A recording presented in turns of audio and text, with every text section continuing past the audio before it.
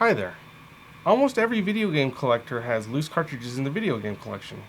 The ones that bothered me the most are the Turbografx-16 Hucards. So today we're going to remedy that. We're going to be making cases for your Turbografx-16 games out of CD jewel cases.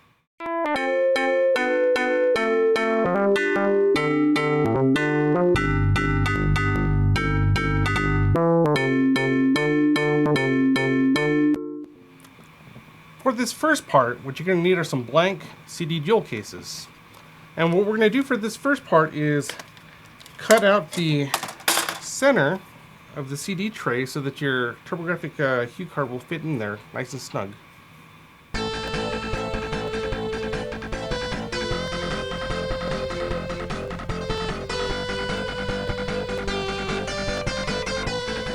Yep, we just drilled that sucker out. Look, this is how pretty it looks afterwards. Nice clean cut. And it works okay with transparent plastic jewel cases. I just did this one and I cracked it a little bit. The plastic is a little harder to do because it's brittle. However, you don't have a drill. Darn. This is your other option. You know those pliers? You're just going to have to break each tooth off one at a time. It looks darn ugly afterwards. Okay, so this is what we have. We have a CD jewel case with a hole in it. But you need the cover art. Well, let's get into that. Hopefully everybody watching this video has their own copy of Photoshop. But if you don't, you can go to Adobe's website and they provide a free copy of Photoshop CS2. So anyway, once you unzip the file I've provided you with, you'll see two Photoshop files. One of them is called Front CD Template Turbografx-16 and the other is called Back CD Template Turbografx-16. So we're going to go ahead and work with the front CD template. And if you go to your layers, I have my layers off to the left over here. You should see three folders. One of them is called Logos. One of them is labeled Genre. And the other is Game Select. So if you hit the arrow or the triangle next to the folder, it'll drop down the list of games that I've provided you with. Unfortunately, I don't have every game in here. And if there's a game that you want that's not here, you're going to have to be resourceful and find it online. Picture, at least, from the cover. So you can go ahead and scroll through. What we're going to do is we're going to make Kadash.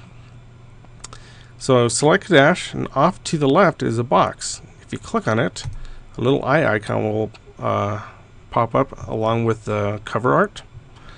So if you go ahead and scroll to the top and select Genre, and click on that arrow key, it's going to bring down a menu which says arcade, shooting, simulation, role-playing, sports, adventure, driving, simulation, action, and then this is the classic orange, which is the default.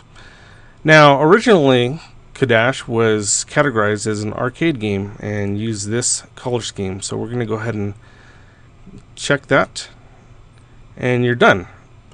Now, older versions of Photoshop make you flatten the layer before you can save it as a JPEG. So we're going to go to Layers. We're going to go ahead and flatten the image. Discard hidden layers, yes. One of the things I want to make note of is that there is a gray border around the image. And the reason I did that is so that you have a little bit of a buffer zone for cutting. So you're going to go ahead and go to File, Save As, name it Kadash, go down to JPEG, and save. Do you want to replace it? Yes. So we are finished with the front cover of Kadash. Now we're going to go ahead and go to the back CD template. If you haven't already opened it, then just double click on it. And what you're going to see in your layers are three layers that say game name. Now what we're going to do is we're going to go ahead and double click on the T and rename that Kadash. once again, dash, and a third time, dash. Now right underneath that is another file that says genre. You're going to go ahead and click the arrow to bring down the menu. And on this one, arcade is at the bottom, so we're going to go ahead and select it and click the eye, and you're done. All you have to do is go to your layers, flatten the image, discard hidden layers, yes, file, save as. We're going to go ahead and call that dash back, and select JPEG, save. Do you want to replace? Yes.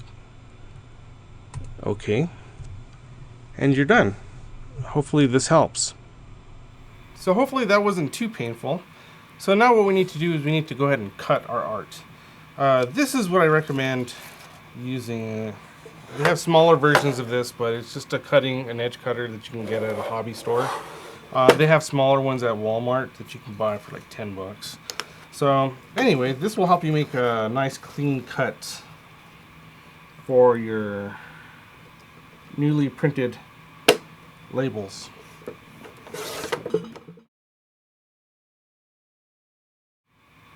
Okay, so this is what you should have now. You should have your artwork with the back and a CD tray that has a hole in it. Now, the original Turbografx-16 Hucards came in little sleeves. And what we're going to do is we're going to use some fasteners. This is just something I picked up at Walmart for $3. It's essentially velcro. Now, if you don't have these, you can go to this website and you can pick them up from a guy named Seymour Onion. So this is Seymour Onion's website. It's seymouronion.com.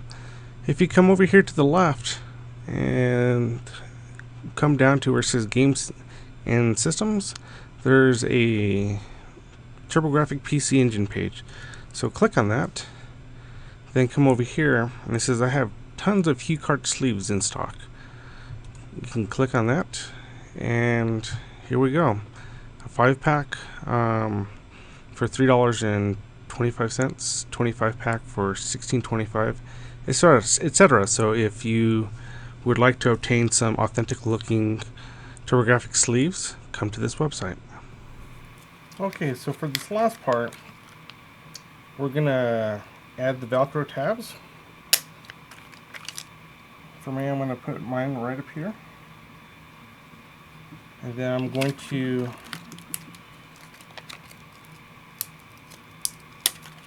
take the other one and put it right here on the back of the sleeve and secure my Hucard. So, there we go. Solid. Okay, so I hope that this video helped, and good luck with your projects.